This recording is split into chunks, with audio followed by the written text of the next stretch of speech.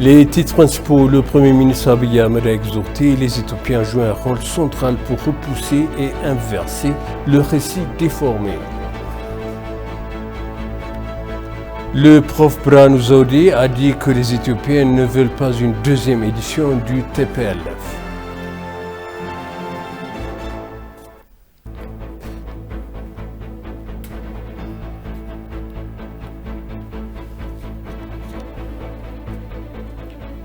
Bienvenue chers téléspectateurs sur ABC, c'est moi Zalal Amourkan avec le journal. Le Premier ministre Abiy Ahmed a exhorté les Éthiopiens à jouer un rôle central pour repousser et inverser le récit déformé. Le Premier ministre a noté sur son Twitter que les Éthiopiens ne doivent pas oublier que le pays est engagé dans une guerre narrative sophistiquée menée contre la nation. Bien que beaucoup utilisent la désinformation comme voie pour leur sinistre mouvement dans l'unité, nous pouvons écrire notre propre histoire, a-t-il souligné.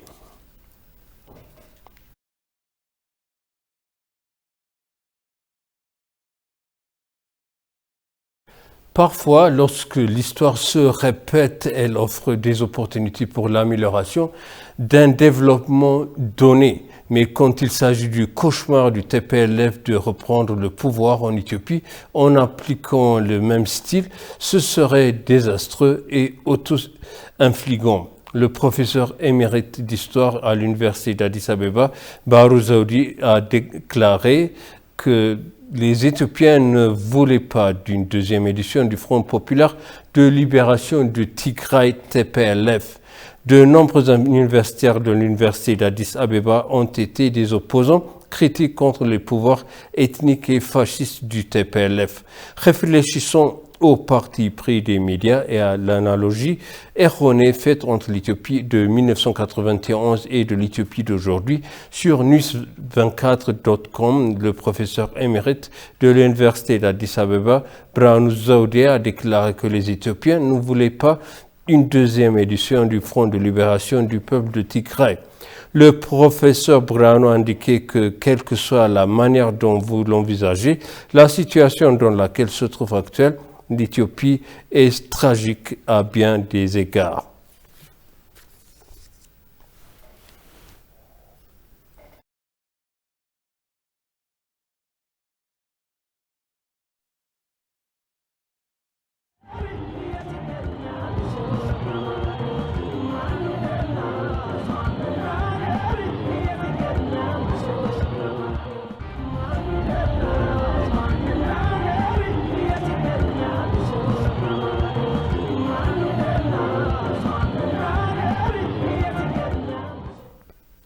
Un universitaire affirme que les informations trompeuses orchestrées par les médias internationaux sont des prétextes à une intervention militaire en Éthiopie.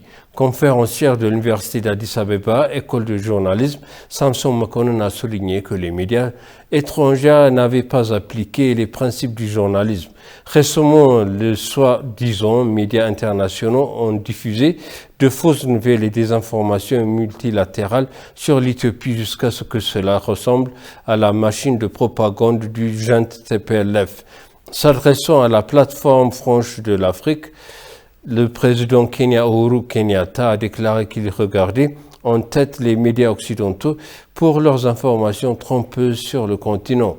Un universitaire affirme que la pratique et le modèle de plusieurs médias occidentaux concernant l'Éthiopie se sont en grande partie une répétition de campagnes similaires destinées à servir de prétexte à une intervention militaire. Lors d'une interview exclusive avec EBC, un spécialiste du journalisme, Samson Mekonnen a souligné que la plupart des médias occidentaux n'avaient de même pas réussi à montrer ce que restait du principe du journalisme. L'universitaire a exhorté le gouvernement à fournir des informations un jour par jour pour lutter contre la désinformation.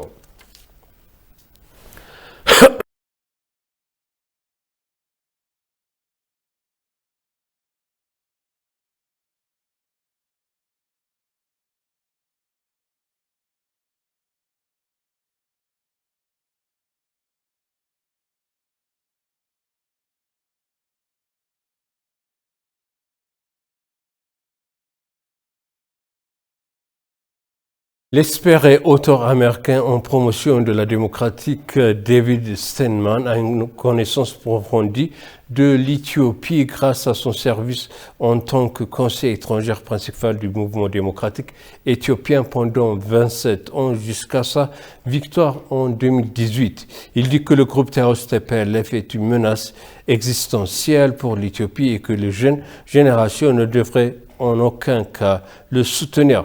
Steinman a également écrit un roman historique exposant la dictature et les crimes contre l'humanité commis par le TPLF au cours des 3 dernières décennies. Concernant les distorsions des médias occidentaux avec lesquels l'Éthiopie est aux prises, le journaliste dit que tout se répercute sur l'énorme investissement du TPLF dans la campagne médiatique.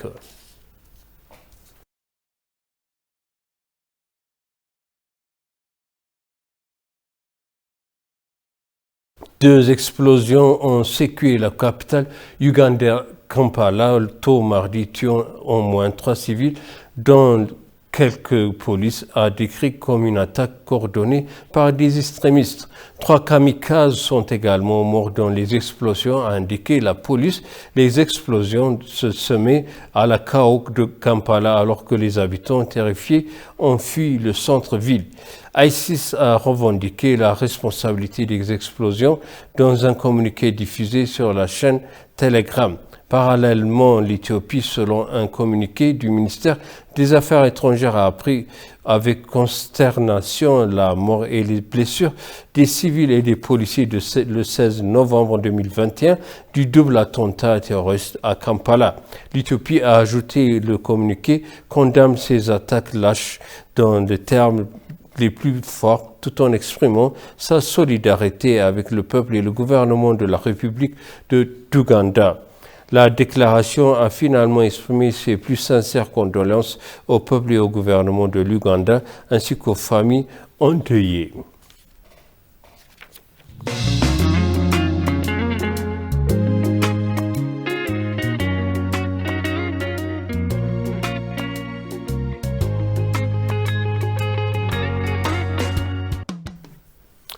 Le gouvernement éthiopien a réitéré son engagement à travailler main dans la main avec les organisations d'aide éligibles pour améliorer l'acheminement de l'aide humanitaire d'urgence aux personnes dans le besoin dans plusieurs régions du pays. Lors d'un point de presse tenu hier, le ministère d'État au service de communication du gouvernement, Kabede Dessissa, a souligné que certaines organisations d'aide opérant en Éthiopie se concentrent sur leurs agendas politiques cachés plutôt que sur les travaux d'aide humanitaire qu'ils leur ont livrés. Kabede a rejeté à l'accusation de certaines organisations internationales qui se plaignaient sans preuve que le gouvernement a causé un blocus dans le nord du pays. Ces organisations ne sont pas disposées à dénoncer les atrocités commises par le terroriste TPLF, a-t-il ajouté. Le gouvernement a déclaré que Kabede est une reconnaissance envers l'Éthiopie et le peuple éthiopien d'avoir massivement condamné l'ingérence étrangère.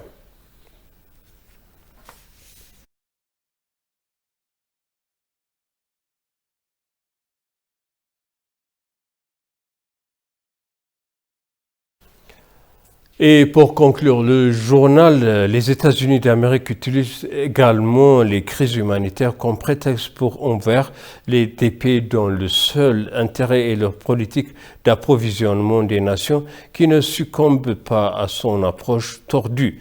L'indication récente de l'intention générale de son armée l'utilise une solution militaire pour arrêter la guerre en Éthiopie associée à la campagne médiatique intégrée contre l'Éthiopie montre à quel point elle est désespérée pour justifier l'intervention prévisible en Éthiopie.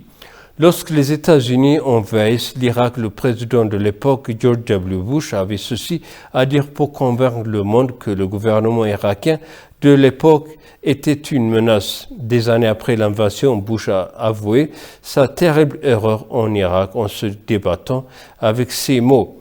Ce n'est pas de nouveau pour les États-Unis. Ils l'ont fait depuis le début des différentes nations détruisant des infrastructures, des tissus sociaux tuant des civils, des commettant des atrocités dont l'on n'a jamais été rendu compte.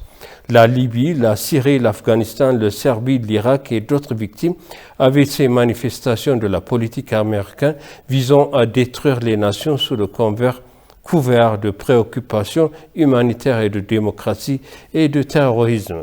S'adressant à la BBC la semaine dernière, le général de division William Zana, commandant de la Force opérationnelle internationale pour la Corne de l'Afrique, a laissé entendre que les États-Unis pourraient utiliser des options militaires pour arrêter la guerre en Éthiopie.